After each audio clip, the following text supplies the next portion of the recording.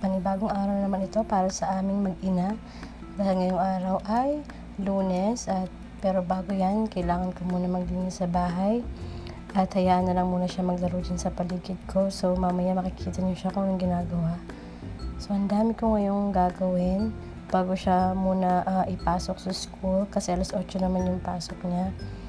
So yan, habang nagpapalit ako ng mga punda ng aming unan, diyan lang naman siya, naglalaro lang naman siya. So yun yung maganda sa anak ko, hindi ko kailangan siyang palaging pagsabihan na dyan ka lang sa tabi ko kasi marunong naman siya na kung saan siya maglalaro at kung saan siya pwede pumunta. So hindi naman ako nahihirapan sa kanya. Ngayong araw ay kakatapos ko lang maglaba. Halos yung mga punda ay halos kakatuyo lang. So kailangan ko siyang palitan. Medyo luma na nga yung mga punda ko at kailangan ko nang bumili ng bago. Kaya bago kami umalis, kailangan ko munang palitan yung punda para pagbalik namin malinis yung hihigaan niya pagdating niya galing school. Sa mga nagtatanong bakit masyadong maaga ko pinapasok yung anak ko ay dahil nga late yung anak ko at kailangan niya ng socializations at para na rin hindi nai-stuck yung sarili niya dito sa bahay lang at nakakakita siya ng ibang surroundings para naman mas ma-develop yung sarili niya or brain development niya para mas mapabilis. So kailangan ko siya i-expose sa maraming tao or naman sa ibang bata.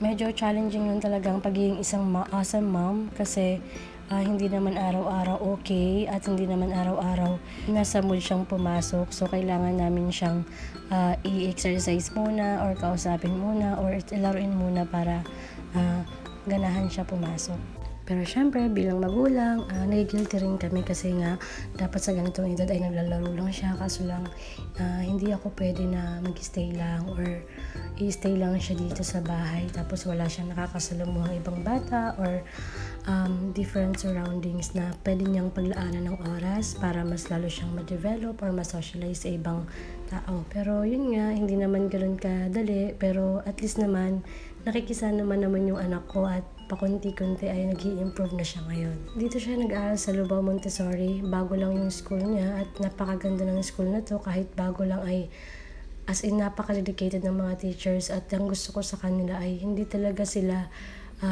tamad or hindi sila willing sila na turuan yung mga anak namin na mga toddler. Kasi ang mga klase ni Adam is nag-i-start pa lang sa 1.9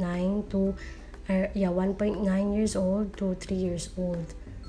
Kaya malaking bagay sa atin mga mami na marunong magtiyaga yung mga teachers sa mga students, lalo sa mga kagaya nila ng mga late bloomer.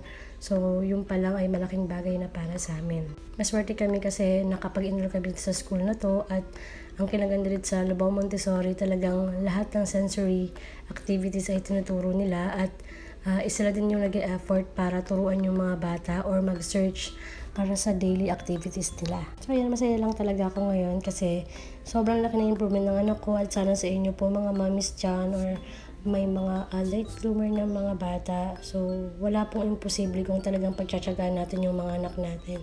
So sana kayo rin, dumating rin yung araw na makita niyo yung mga anak nyo nakikipagsalamuhan na sa iba, nagsasalita na pakunti-kunti. Yun pa lang, malaking bagay na sa atin yan mga mami.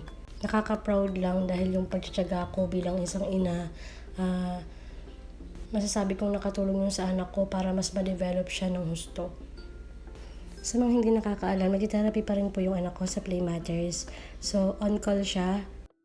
Once a week yung therapy niya ng occupational therapy. So, nakakatulong din po sa kanya yan. Basta palagi niyong samahan ng dasal at abangan niyo po yung next vlog namin para may share ko sa inyo yung tips kung bakit nakapagsalita yung anak ko. Sa susunod ulit!